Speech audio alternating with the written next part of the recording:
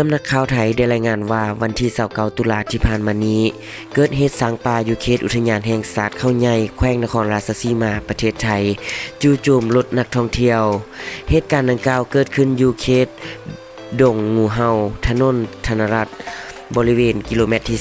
33โชคดีเหตุการณ์นี้บ่มีผู้ได้รับบาดเจ็บหรือเสียชีวิตในขณะเดียวกันก็ได้มีเพจชื่อว่าปากซองไทม์ได้ออกมาให้คำแนะนำเมื่อเวลาพบช้างหรือประเสริญหน้าต่อกับช้างป่าควรปฏิบัติดังต่อไปนี้เพื่อความปลอดภัย 1. หยุดรถให้ห่างจากช้างประมาณ30เมตรและถอยรถรักษาระยะเมื่อช้างเข้ามาใกล้ 2. ติดจักรรถปะไว้อยู่เสมอ 3. เมื่อพบช้างในเวลากลางคืนให้เปิดไฟไว้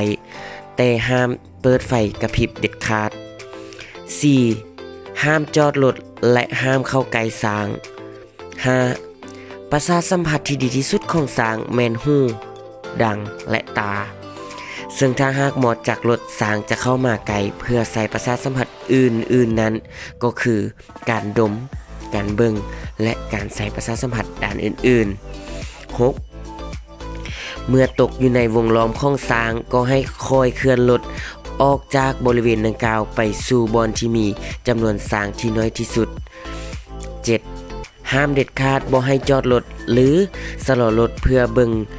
สาๆ 8. ห้ามบีบแก่รถหรือส่งเสียงดัง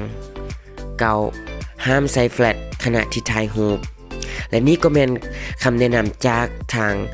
ปากซองไทมส์แล้วท่านเดมีความคิดเห็นจังใดเมื่อท่านพบกับช้างป่าอยู่ที่บอนอื่นๆท่านมีวิธีเนี่ยรับมือแนวใดก็สามารถคอมเมนต์และแสดงความคิดเห็นกันได้อยู่ที่กล่องคลิปนี้ขอขอบใจข้อมูลจากลาวโพสต์